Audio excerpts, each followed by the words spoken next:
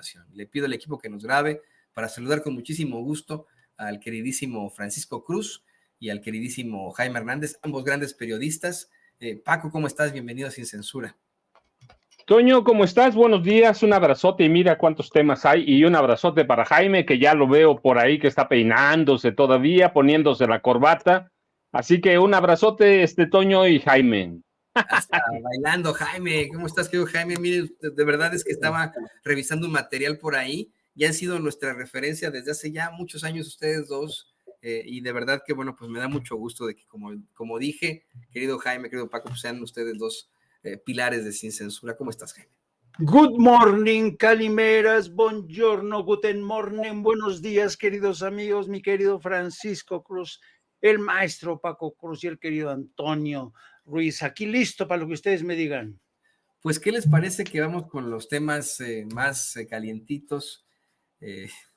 Esto no tiene ni pie ni cabeza y creo que se tiene que seguir tratando.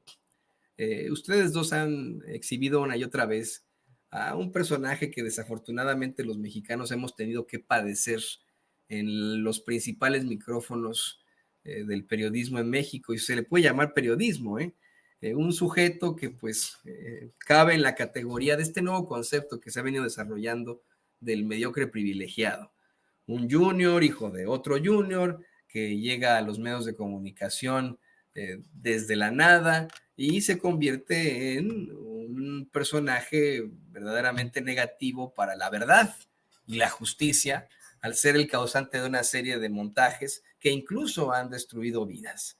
Hoy, más allá de otra de las exhibidotas que le hace el presidente López Obrador en la mañanera, hoy pues es causa de burla, luego de que este fin de semana su amiga, o bueno, su compañera Penilei Ramírez, se inventara en una columna sin un ápice de rigor periodístico, que el pobrecito Loret de Mola, el pobrecito pseudoperiodista Carlos Loret de Mola, el pobrecito misógino de Víctor Trujillo y la pobrecita plataforma chayoteril de Choque Latinos están siendo investigados por la malvada unidad de inteligencia financiera que ante una especie de determinación del presidente López Obrador, bueno, pues es una unidad de inteligencia financiera que ha investigado a muchas personas durante mucho tiempo y no las ha encontrado en una pizca de nada, o algunos otros sí. Hoy el presidente se burla de Carlos Loret de Mola y dice, yo qué voy a andar pidiendo que investiguen a Loret si es de dominio público, que es un chayotero, ¿no? Y efectivamente lo revisamos al final de esta conversación que tuvimos con el compañero Ricardo Sevilla. Querido Paco, empezamos contigo, de cómo es que pues la gente es la que sabe de quién se trata al hablar de alguien como Carlos Loret de Mola, y bueno, incluyendo en esto a Víctor Trujillo y por supuesto a Penilei Ramírez. ¿Qué opinas, Paco? Toño, mira, el problema, Toño, Jaime no me dejará mentir, si me deja que nos condenen a los dos, pero el problema es, como en el artículo de Penilei, es que está ocultando, olvidando o definitivamente le ignora la historia de corrupción en el periodismo de este país, y en el caso de Carlos Loret de Mola, incluso la corrupción de quienes financian ese portal, de la gobernadora de Chihuahua, Roberto Madrazo, un exgobernador de Michoacán. La historia de este país, del periodismo, llamémoslo así, en la corrupción es riquísima.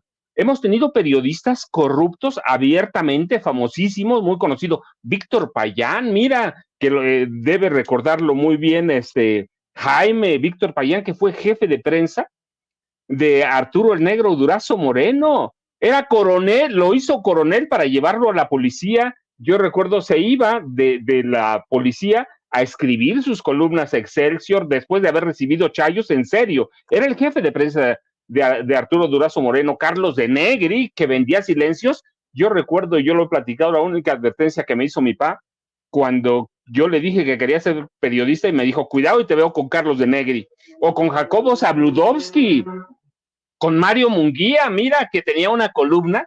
Mario Munguía pudo ser sardónico, pudo ser lo que sea, pero era un corrupto de primera, y era un columnista que tú ibas y le decías, quiero empleo, y te daba y te buscaba empleo en la policía, a donde él quisiera. Sí, lo mismo Sabludovsky, Joaquín López Dóriga, hay que ver cómo lo rescata la familia López Portillo, Beatriz Pajés, hablando entre viejos y nuevos, Raimundo Rivapalacio, Ricardo Alemán, Enrique Krause, y llego a Carlos Loret de Mola. ¿Recuerdas que hace unos años, no el presidente, en realidad le entregó la lista al INAI, y alguien en el INAI filtró la lista de 36 periodistas, incluido Loret, incluido Ricardo Alemán, incluido Rivapalacio, que recibieron nada más entre 2013 y 2018 1,081 millones de pesos? Es decir, Penilei está ignorando toda la historia de este país para defender a quien un sinvergüenza que, yo insisto,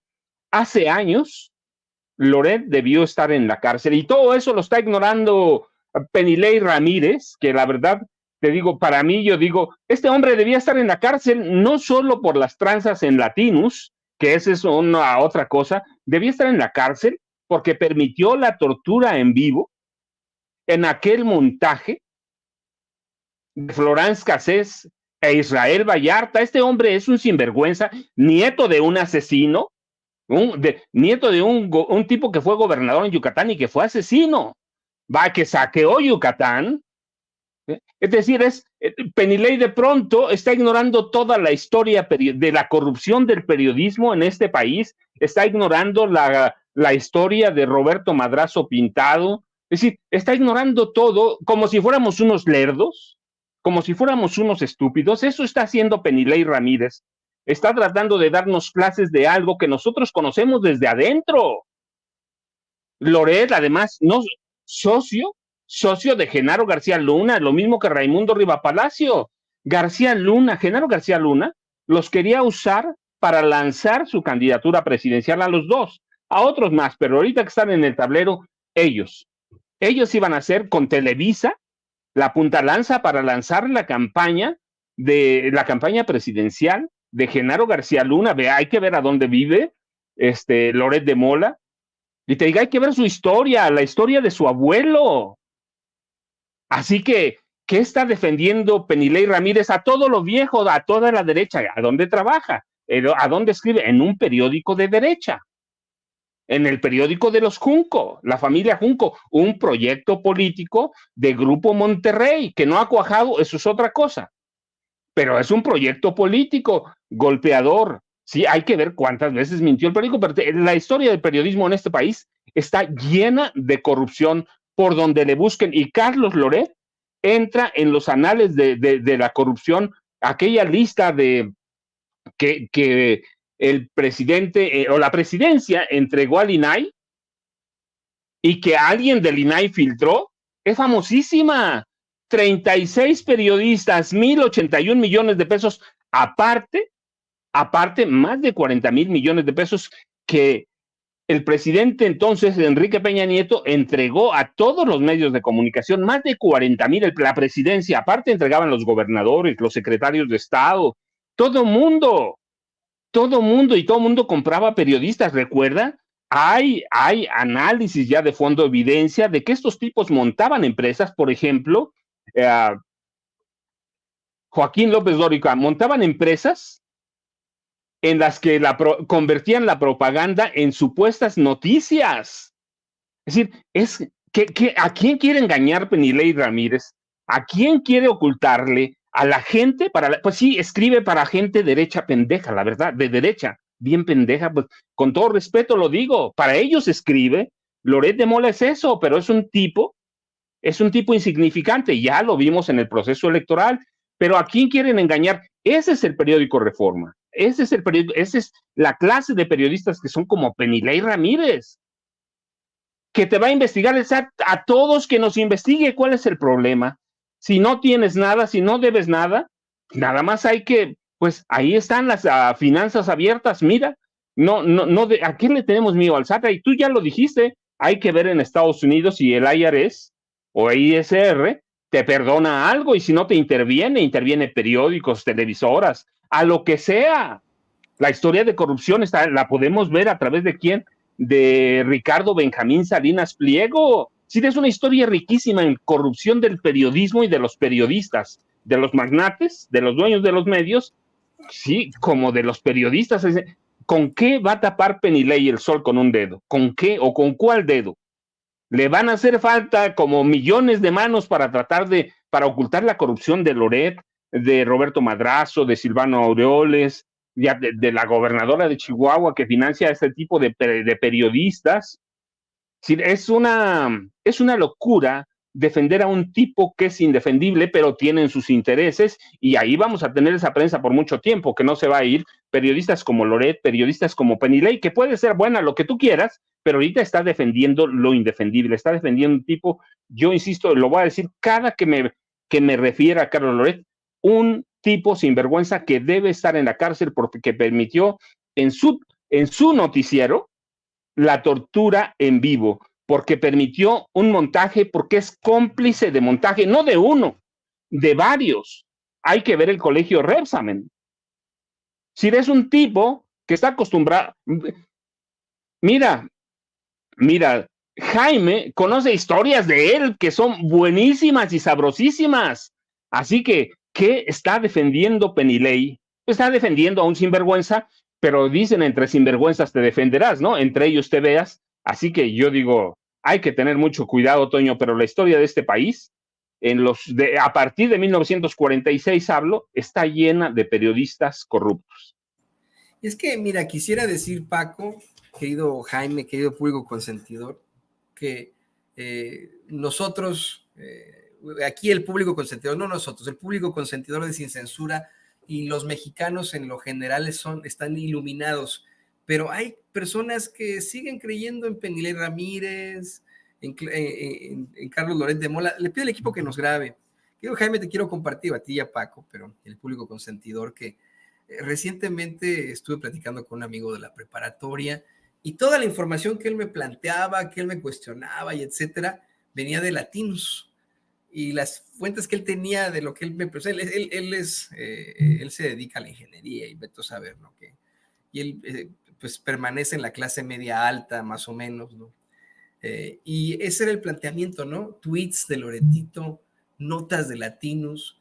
Me ha pasado lo mismo con muchas personas de ese grupo socioeconómico que efectivamente siguen escuchando a alguien como Carlos Loret de Mola y que leyeron la columna de Penilei Ramírez y seguramente se santiguaron. Dijeron, ¡ay, Dios bendito, pobrecito de Latinos, pobrecito de Loretito, y etcétera!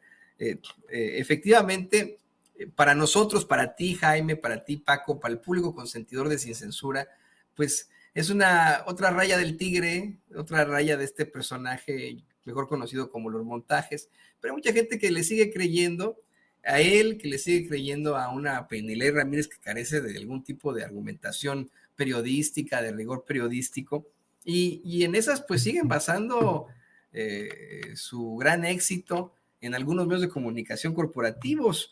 Bien lo mencionaba Paco, tú eres uno de los primeros que documentó uno de los montajes de Carlos Loret de Mola cuando, estando con él en Afganistán, solamente un mes que estuvo, nos cuentas, viste cómo es que le pagó a un tanque de la era soviética para que pudiera hacer su stand, ¿no?, enfrente de la cámara.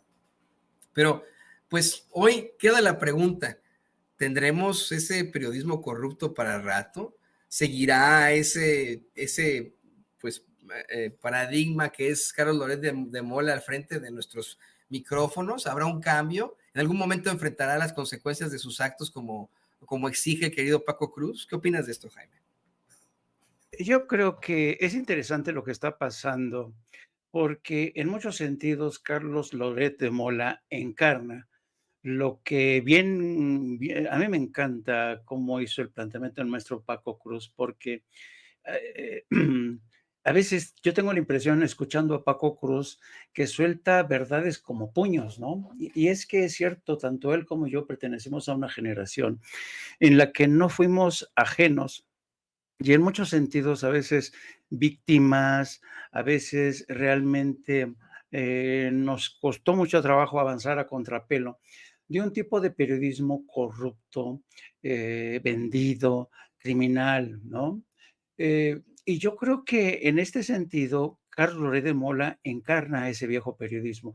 Y es irónico, ¿no? Es paradójico que un periodista que es mucho más joven que nosotros, que Paco y yo, precisamente sea el epítome de ese periodismo tramposo, marrullero, ¿no? Pero es interesante que ahora, porque ayer fue Penilei Ramírez, ¿no? Con su columna, pero la semana pasada fue Raimundo Rivapalacio, quien salió en defensa de Loret de Mola y acusando precisamente al gobierno de López Obrador de ir en contra.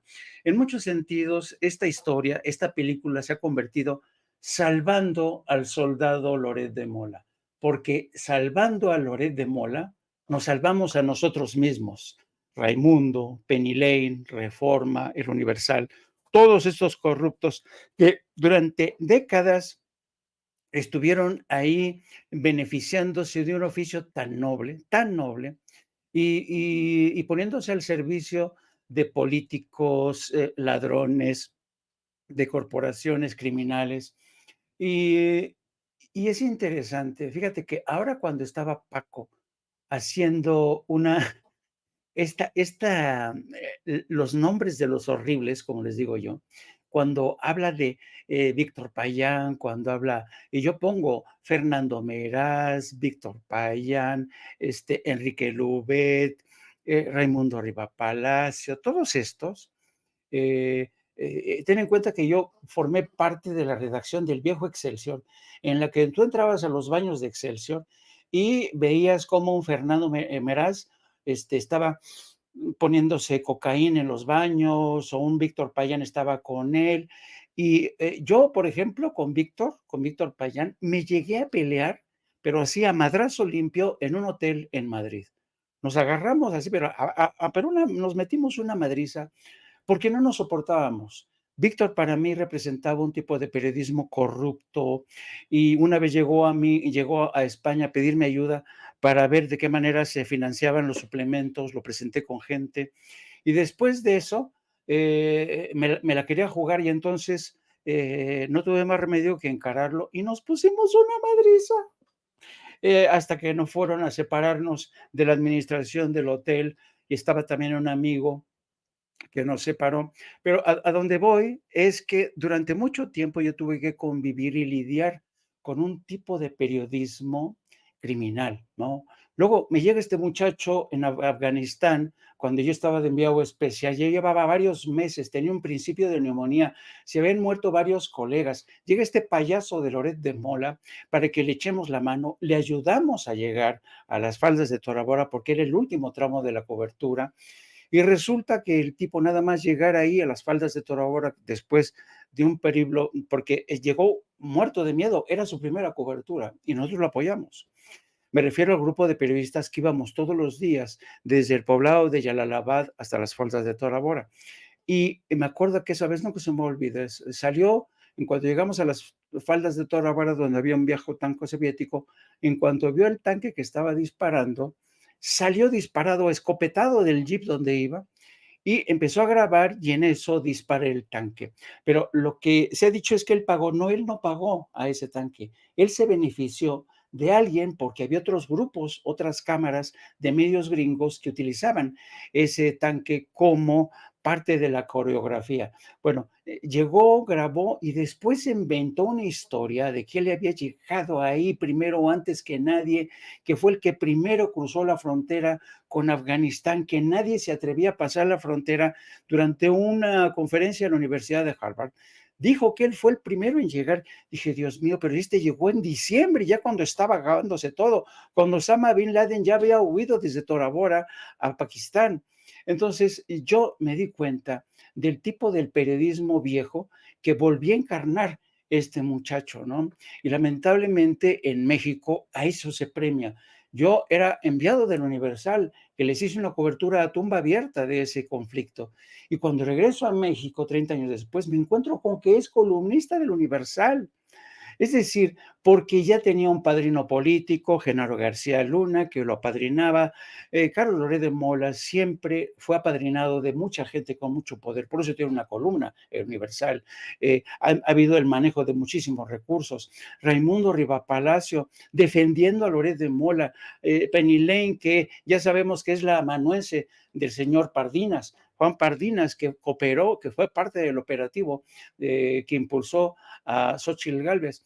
Entonces, cuando tú vienes de una era de los horribles, de los ladrones, de los criminales, que eran reporteros al servicio de los cárteles de la droga, desde hace mucho tiempo, porque no es que sea nuevo el vínculo de los periodistas con los cárteles de la droga. Desde que yo era reportero en Excelsior, te estoy hablando desde hace más de 40, casi 50 años, ya había una alianza entre los cárteles y algunos reporteros, o el crimen organizado, como era el caso de Víctor Payán, porque Arturo el Negro de Razo estaba al frente de una organización criminal como jefe de la policía del departamento en aquel entonces del Distrito Federal. ¿Y qué decir de este grupo de Joaquín López Dóriga, donde también circulaba alegremente la cocaína, donde circulaban alegremente los chayos, ¿no? Fue un enriquecimiento brutal y además Joaquín nunca lo ha negado. Yo cuántas veces, me acuerdo que que hemos contado, en una gira papal de regreso, acababan de publicar un libro en donde decían cuánto se metía Joaquín López Dóriga. Le digo, y ya de regreso a Roma me lo encuentro. Le digo, mira lo que dicen, que lo que te metes. Me dice, a ver, préstamelo. Dice, no, hombre, yo me meto mucho más.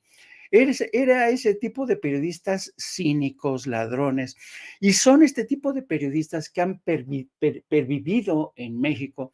Hace poco yo conversaba con un periodista amigo y me decía, no, Jaime, tú lo tuviste fácil, porque tú te fuiste al extranjero, fuiste corresponsal en el extranjero, pero los que nos quedamos en México, a veces nos moríamos de hambre. Y cuando llegabas tú al Senado o a la Cámara de Diputados, un Carlos Ferreira, que era el jefe de prensa ahí en el Senado, te decía, ¿vas a pasar por el Chayo o no vas a pasar por el Chayo? Y dices, no teníamos más remedio que pasar por el Chayo.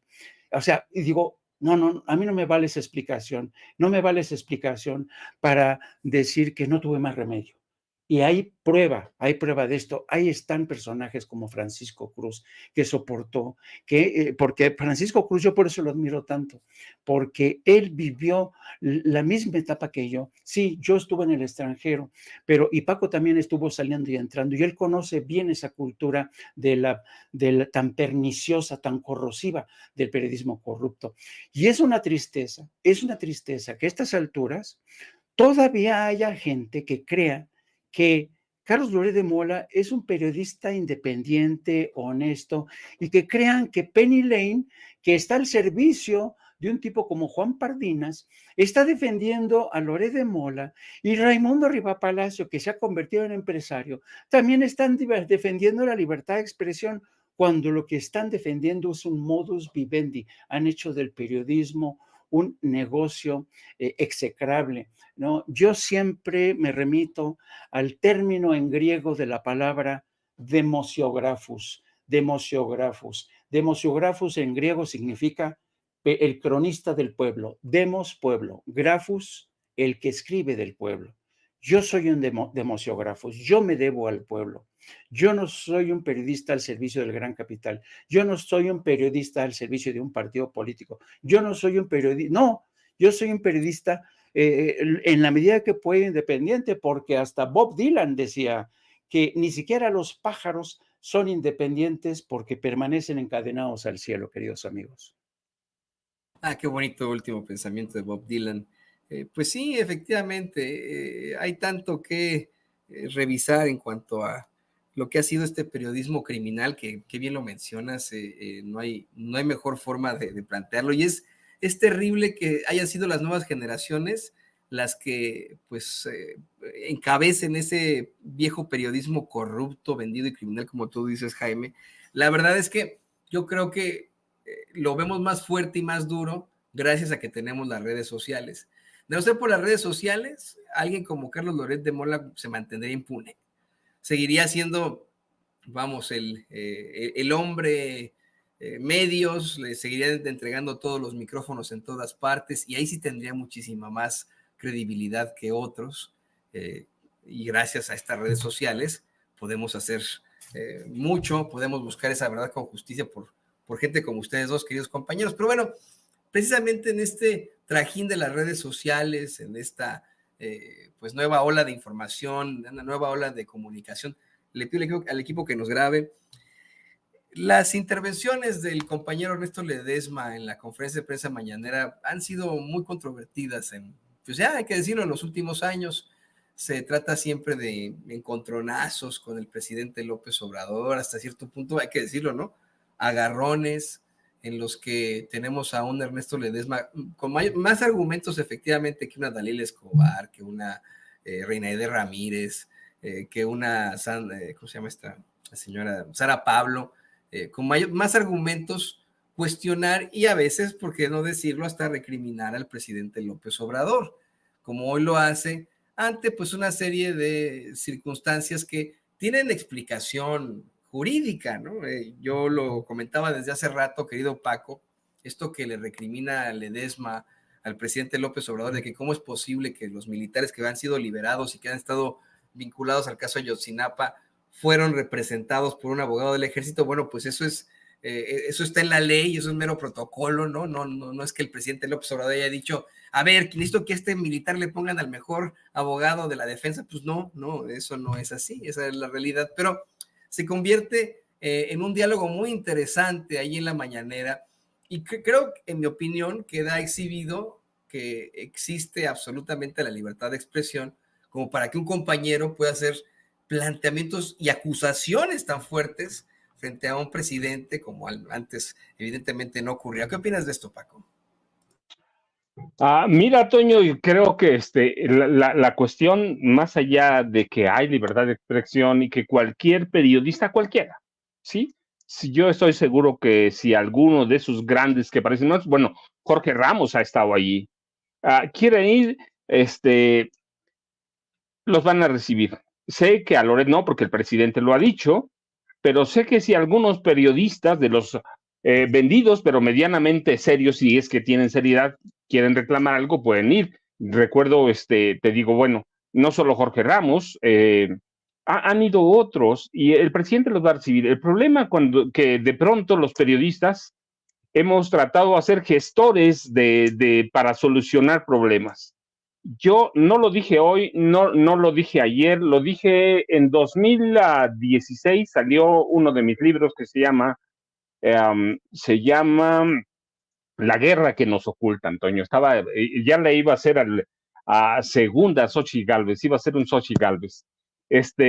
La guerra que nos ocultan, desde entonces dije, para hablar del caso Ayotzinapa hay que estar bien enterado sobre ese caso, hay que haberlo vivido, hay que conocer los documentos, hay que entender lo que está pasando. Y hace más o menos como un año y medio, en una charla Sin Censura, dije así, me recuerdo, no textual, pero dije así, me preguntó Vicente si estaba por resolverse el caso Ayotzinapa y dije, estamos a 1000 años luz de resolver el caso Ayotzinapa. Cuando tú quieres ser gestor, entiendes lo que quieres. El problema con el caso Ayotzinapa es que mientras tengamos a la Suprema Corte que tenemos, encabezada hoy por una ministra impuesta por Enrique Peña Nieto, ese caso no se va a resolver jamás en la vida. Ningún juez, ningún magistrado, ningún ministro va a poder pasar nada. ¿Por qué? Porque hay una protección abierta contra todo el equipo de Peña Nieto. Si uno va a decir que es el ejército, hay que documentarlo. Yo en la guerra que nos ocultan digo, tales militares estaban presentes en tal y tal lado, nombre y apellido, porque ahí está el libro que no me puede dejar mentir. Tales militares estaban en el C4, tales militares dieron seguimiento, el operativo fue tal, así se hizo. Pero no se va a resolver el caso, ¿por qué? Porque tuvieron años para desaparecer evidencia, para fabricar evidencia. Lo dije en algún momento, el equipo interdisciplinario internacional que vino, no sabía lo que estaba haciendo. ¿Por qué? Porque fue pagado por Enrique Peña Nieto. Les dieron $2 millones y dejaron que ellos guiaran la investigación. Así que allí se perdió un tiempo precioso. ¿Por qué? Porque los investigadores internacionales pues fueron siguiendo las pistas que les fueron tendiendo. ¿Quién? El equipo de Enrique Peña Nieto. Así que, mira, ¿hay militares involucrados? Abiertamente, sí, claro que hay. ¿Lo sabía Peña Nieto? Abiertamente que sí lo sabía. Lo sabía el secretario de Defensa, Cienfuegos, abiertamente lo sabía. Y yo lo que digo en mi libro, La guerra que nos ocultan, es que hay una conspiración de silencio. Publico documentos de Telmex abiertamente, que ubican los teléfonos de los estudiantes adentro del campo militar número 2, en Lomas de Sotelo, a donde está la inteligencia militar. Llamadas de esos teléfonos cuando los estudiantes ya tenían meses desaparecidos. Llamadas de esos celulares entre la inteligencia del ejército y el CISEN. ¿Cómo puede ser eso si ya estaban desaparecidos los estudiantes? Porque los soldados, la inteligencia militar lo tiene. El problema no es solo que decirlo, sino que te metes a gestor de un problema que no tiene solución de momento. No la tiene. ¿Por qué? Porque hay que documentarla, hay que conocerla. Y los periodistas no podemos, yo sé que muchos lo hacen, lo hemos visto en la mañanera, gestores no de Ayotzinapa, del problema que sea, y a mí digo, está muy bien. Yo no podría ser gestor para resolver problemas. Soy un periodista que comunica, que informa y que entiende que el periodismo debe estar comprometido con la verdad.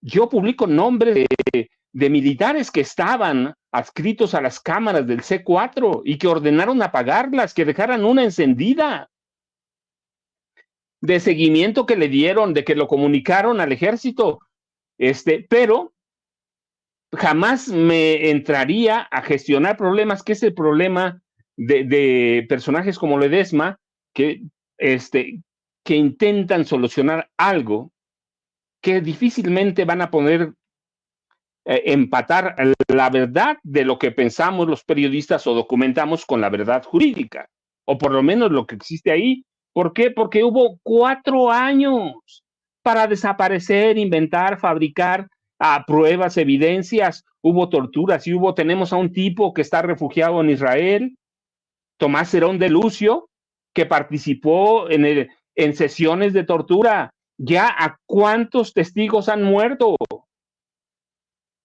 Entonces, es un problema que hay que estudiarlo bien, no a través de los medios, a través de los documentos. Cuando yo hablo de eso, mira, hablo a través de un expediente que tengo de miles de cuartillas sin testar, que esa es la ventaja de tener un expediente, el primer expediente, sin testar. Destruyeron en mucha evidencia, por ejemplo, la que era entonces la titular del Poder Judicial de Guerrero, destruyó evidencias, el gobernador de Guerrero. Es decir, es un caso imposible casi. Yo lo dije, no lo dije ahora. Dije que se ha utilizado políticamente el caso Ayotzinapa. Así que es complicadísimo. ¿Por qué? Porque dejaron pasar muchos años en el gobierno de Peña Nieto y después, en los meses entre los que ganó Andrés Manuel López Obrador, ganó las elecciones, y en el día de la toma de posesión destruyeron todavía más documentos, destruyeron más evidencia. ¿Cuándo vas a solucionar? Y luego hay personas que han utilizado, que están con los padres de Ayotzinapa, mis respetos para los padres, pero hay personas que han manipulado el caso.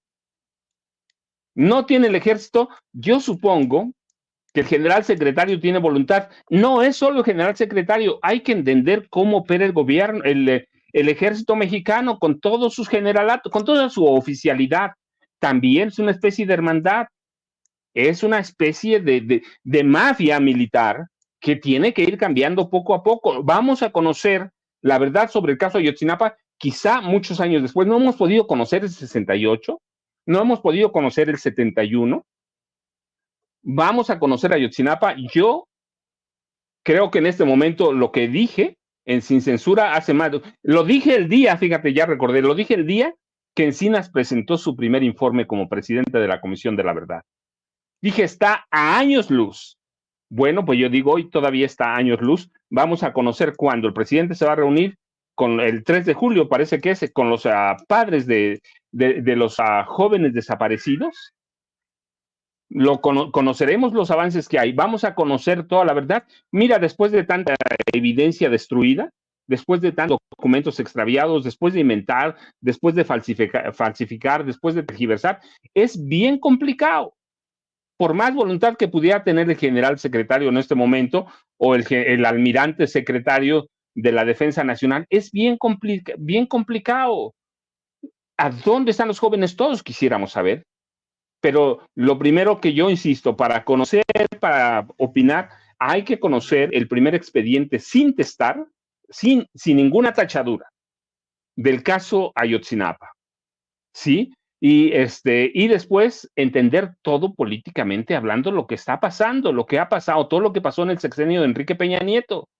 Y entonces vamos a poder entender un poco el caso Ayotzinapa. Mira, por ejemplo, antes, yo sé que ya me extendí, pero rapidísimo, porque sé que Jaime tiene una opinión sobre esto también. El presidente acaba de dar a conocer, por ejemplo, que Anabel participó es partícipe, testigo, de un caso para que Estados Unidos le diera la residencia a un juez de Barandilla que habló con ella sobre el caso. Es decir, una mujer que inventó su libro a través de eso. Sí, su libro sobre Ayotzinapa. Sí, a su fuente le consiguió algo. Eso es terrible. Eso es terrible. Es decir, sí, inventó el caso Ayotzinapa también. Eso es terrible y eso está pasando con muchos periodistas que no conocen todo el caso, que no lo entienden y que no lo ven en toda la amplitud que debe verse, Toño y Jaime. Eso es lo que creo más o menos. Y sí rechazo que los periodistas sean gestores de resolución de problemas, porque entonces tienen un lado en el que pierden la imparcialidad y son parciales en estas cosas, Toño. No, y exactamente, ¿no? No solo son parciales, sino a veces partícipes de este tipo de circunstancias, pero algunos de esos periodistas corporativos y chayoteros a lo mejor y cuestionaron, bueno, entonces, ¿por qué el presidente prometió que iba a resolver el caso Ayotzinapa?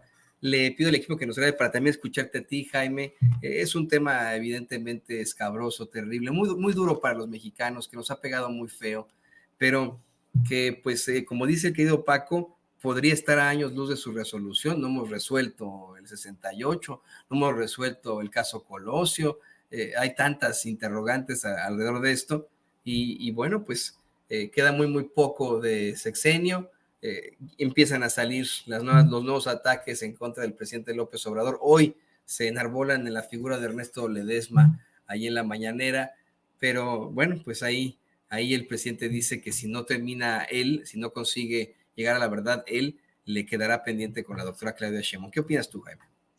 De entrada, quiero decir que coincido plenamente, el maestro Paco Cres tiene toda la razón.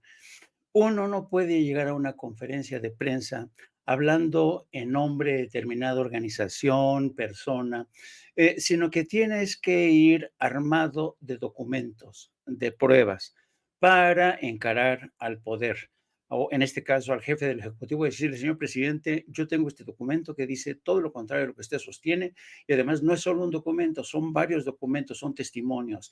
Eso no lo presentó Ernesto Ledesma. Ernesto Ledesma, yo creo que cometió, desde mi muy personal punto de vista, Ernesto Ledesma es curioso cómo le concede el beneficio de la duda a toda la gente con la que ha hablado, particularmente a algunas organizaciones no gubernamentales. ¿Cómo se llama pro? Ay, ¿cómo se llama esta organización que está defendiendo? Centro Prod. El Centro PROD. Prefiere concederle el beneficio de la duda al Centro PROD, a sus dirigentes, que al presidente de la República, que a mí no me cabe duda que Andrés Manuel está haciendo un esfuerzo sincero, honesto. Lo que es más, tan honesto que dijo, si después de revisar todo descubro que ha habido alguna participación de algunos militares, voy a pedir su encauzamiento. O sea, ¿qué más qué transparencia quieres, ¿no? Pero me pareció de mal gusto, me resultó un tanto chocante que Ernesto Ledesma no le concediera el beneficio de la duda al presidente. Hizo una posición muy arrogante.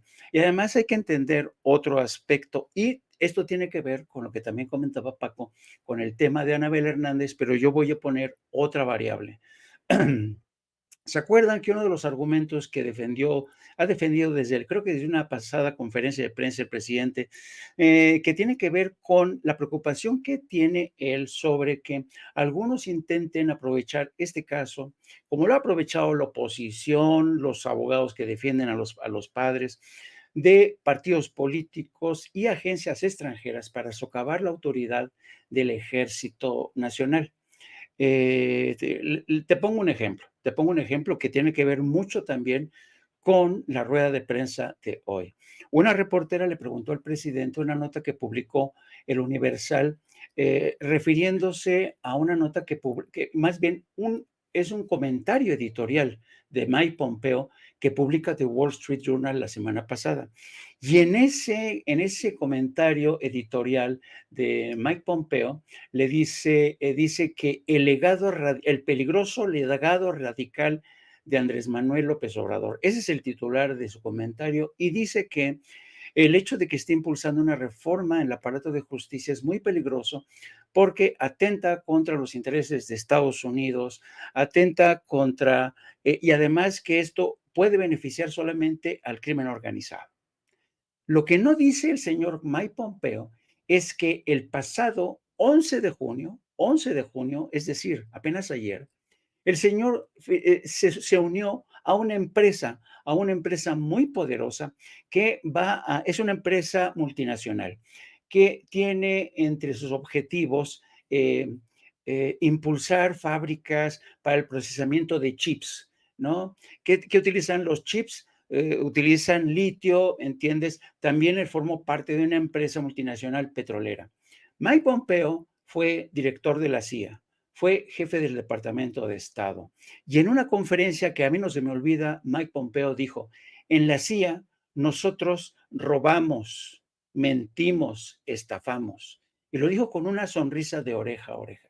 Que este hombre que fue director de la CIA, que este hombre que fue jefe del Departamento de Estado, y que este hombre que dice que de la CIA mienten, engañan, falsean información, estafan, diga que la reforma del aparato de justicia le va a beneficiar, le va a hacer el caldo gordo a los crímenes, a las organizaciones criminales, te dice mucho de las ganas de desestabilizar a este gobierno.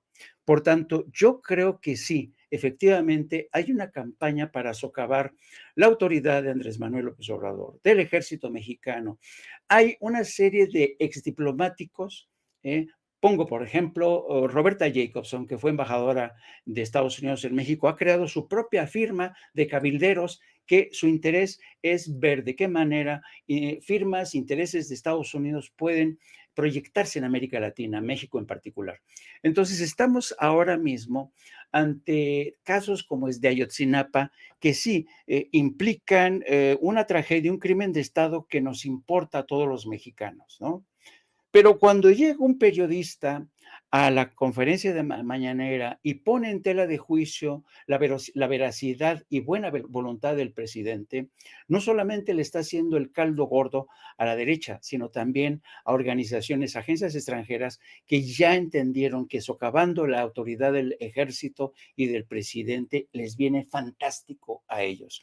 Yo no estoy diciendo que Ernesto Ledesma haya hecho esto precisamente coludido o colaborando con estos intereses que están acechando, ¿no? Y se lo dijo el presidente. Yo entiendo tu punto de vista y sé que no lo estás haciendo de mala fe, pero ese es el riesgo precisamente de no, de separarte de los cánones de un periodismo de periodismo profesional, que tiene que atenerse a las pruebas, a los datos, como dice Paco Cruz. Hay que ver dónde están las pruebas, dónde están los documentos. A mí también me interesaría mucho ver cuáles fueron los primeros informes, los informes en calientes que se produjeron al día siguiente, a los 2 días de lo que pasó a Ayotzinapa, porque de aquel entonces ahora se ha mentido mucho, se ha falseado mucho, han huido muchos.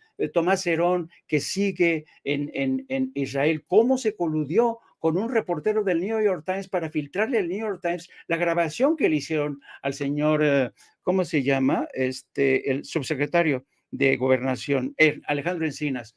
¿Cómo se coludieron para grabar a Alejandro Encinas cuando fue a visitar a Tomás Herón y cómo esa grabación fue a terminar a manos del reportero y corresponsal del New York Times en Jerusalén? Es decir, aquí hay muchas cosas en juego, aquí hay muchas cosas de fondo. Yo coincido que este tema de Ayotzinapa vamos a tardar todavía mucho tiempo en ver qué es lo que hay detrás, Pero, ¿sabes qué? Hasta cierto punto siento la tranquilidad de que el presidente ha puesto un empeño personal en ver personalmente dónde lleva este hilo conductor, quiénes mintieron, por qué los de organizaciones no gubernamentales celebraron la liberación de más de 80 prisioneros, algunos de los cuales sí que habían participado en la tortura de algunos de los muchachos. Así es que yo creo que en principio, habría que darle el beneficio de la duda al presidente y lamento mucho que Ernesto Ledesma se haya dejado llevar quizá por un afán de protagonismo ante los reflectores para pasar como un reportero duro, pero si hubiera sido un reportero duro y profesional y serio, hubiera llevado los pelos de la burra en la mano. Exactamente, las pruebas, el rigor periodístico, que es lo único que se pide, pero tienes toda la razón, no había yo explorado la posibilidad de que, pues a lo mejor como a Anabel Hernández le ganó el ego, ese ego que destruye personalidades muy importantes, muy capaces, ese amor así, esa egolatría terrible, ¿no? Pero bueno, ahí está esto que ocurre, concuerdo con ustedes dos. Me parece que todavía faltará un poco para saber, no un poco, mucho para saber qué pasó con nuestros jóvenes, aunque para mí pues sigue esa esperanza de que sean hallados y que sus familiares pues puedan dar cierre a este horrendo episodio de sus vidas. Y queridos compañeros, yo les quiero agradecer por estos análisis tan contundentes, tan interesantes aquí en Sin Censura, y bueno, pues pedirles que por favor nos comenten, también nos den a conocer sus redes sociales. Estábamos contigo, Jaime, por favor, danos tus redes sociales y háblanos de No Apto para Cínicos. Pues precisamente ya acá, poco más de en 1 hora y cuarto más o menos vamos a estar en No Apto para Cínicos, donde vamos a hablar precisamente de este tema de Mike Pompeo, cómo el 11 de junio se unió a una firma internacional para dedicarse a la empresa en ultramar. Le interesa mucho y efectivamente la producción de microchips.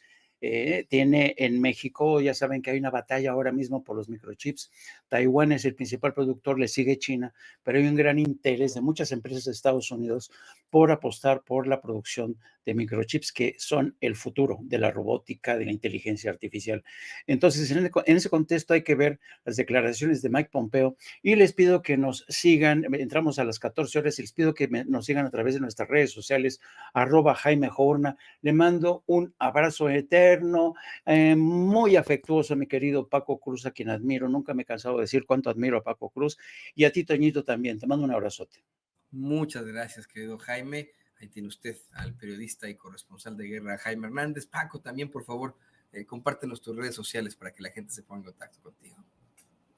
Toño, pues yo, antes de que las comparta, mire, sí, de veras, ese tema de Mike Pompeo que va a tratar al rato Jaime Hernández en No Apto para Cínico, hay que seguirle. Mike Pompeo es un personaje que al que vale la pena seguir, conocerlo, y seguramente Jaime nos va a confiar, así que al rato te seguiré, Jaime. Te dejo un abrazote igual, ya sabes, a ti también, Toño, la estima es igual. Y yo, @Paco Cruz Jiménez en X, antes Twitter, Francisco Cruz Jiménez Facebook. Y muchas gracias, nos vemos mañana, Toño. Jaime, pásenle bien, por favor. Un cariño que también les profeso muchísimo, y tiene usted también al escritor y periodista, al queridísimo Francisco Cruz. Paco, aquí en Sin Censura. Muchas gracias, compañeros. Y bueno, pues le pido al